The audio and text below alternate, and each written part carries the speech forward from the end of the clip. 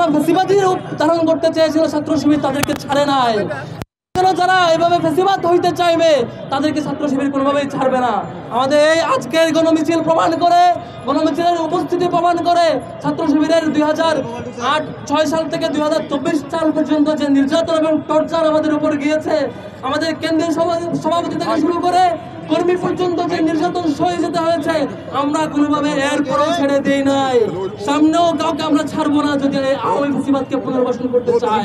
আমরা বলতে চাই, আগামী দিনে শহীদদের স্বপ্নের আলোকে সম্প্রীতি এবং বৈষম্য দেশ গড়তে হলে আগামী দিনে দেশ ও ইসলাম রক্ষার আন্দোলনে আমাদেরকে ঐক্যবদ্ধ কাজ করতে হবে।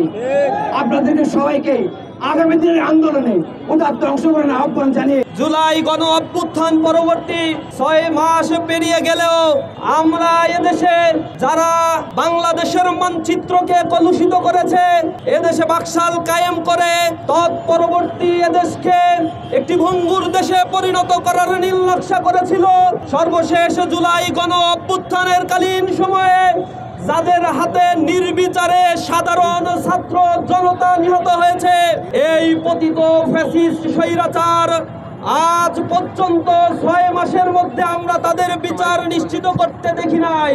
আমরা কাল বিলম্ব দেখছি।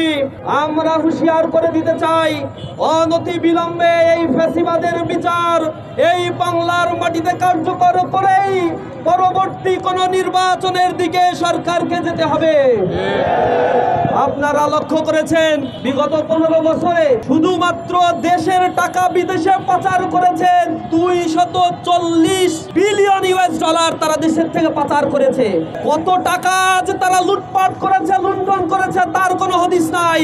জনগণকে উন্নয়নের মহাসড়কে উঠিয়ে দিয়ে এ জমিনের প্রতি ইঞ্চি মাটিতে তারা লুটতরাজ, হত্যা, গুম আর খুনের রাজত্ব কায়েম করেছে।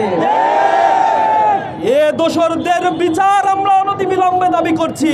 বাংলাদেশ ইসলামী ছাত্র শিবিরের বিগত 15 বছরে 104 জন ভাইকে নির্বিচারে হত্যা করা হয়েছে। জুডিশিয়াল কিলিং এর মাধ্যমে ট্রাইব্যুনাল গঠন করে তথাকথিত মানবতা বিরোধী অপরাধের বিচারের নামে নির্বিচারে রাজনৈতিক বন্দীদেরকে হত্যা করা হয়েছে। এ সকল বিচার হওয়ার আগ পর্যন্ত আমরা রাজপথ থেকে ফিরে যাব না। আমরা দৃঢ়ভাবে বলতে চাই, আমরা বিগত 6 মাস দেখতে পাচ্ছি কিছু রাজনৈতিক দল তারা ফ্যাসিবাদের বিচারের দাবিতে সরব না থেকে বাস স্ট্যান্ড, টেম্পু স্ট্যান্ড, চাঁদাবাজি, ছিনতাই কার্যক্রমের মধ্যে জড়িয়ে পড়েছে। এ জাতির মধ্যে ঐক্যের বদলে তারা ফাটল ধরানোর চেষ্টা করছে।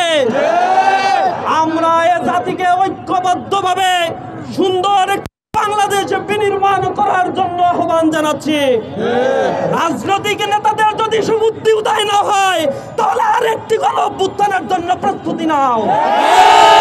আমরা বলতে চাই, এদেশ আমার, এদেশের স্বাধীনতার সার্বভৌমত্বের অতন্দ্র প্রহরী হিসেবে ইসলামী ছাত্র শিবির স্বাধীনতা উত্তর ছাত্র জনতাকে নিয়ে গঠনমূলক কার্যক্রম আর অন্যায়ের প্রতিবাদ করে যাচ্ছে। সরকারকে আহ্বান জানাই, আপনারা সময় ক্ষেপণ করবেন না। আপনাদেরকে এখানে বসানো হয়েছে এ ছাত্র জনতার গণহত্যার বিচার নিশ্চিত করার জন্য। আমরা দেখেছি এখনো পর্যন্ত যারা আহত, পঙ্গুত্ব বরণ করেছে, তাদের চিকিৎসা সেবা এখনো নিশ্চিত করা হয় নাই।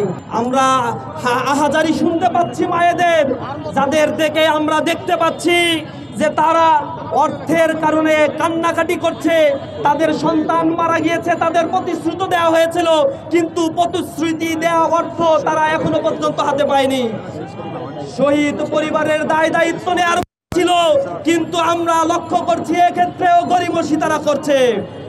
আমরা স্পষ্টভাবে বলতে চাই, বাংলার এই জমিনকে সুন্দরভাবে সাজিয়ে তোলার জন্য, ফ্যাসিবাদকে নির্মূল করার জন্য ছাত্র জনতা আবার ঐক্যবদ্ধ হয়ে গণ আন্দোলন গড়ে তুলবে ইনশাআল্লাহ।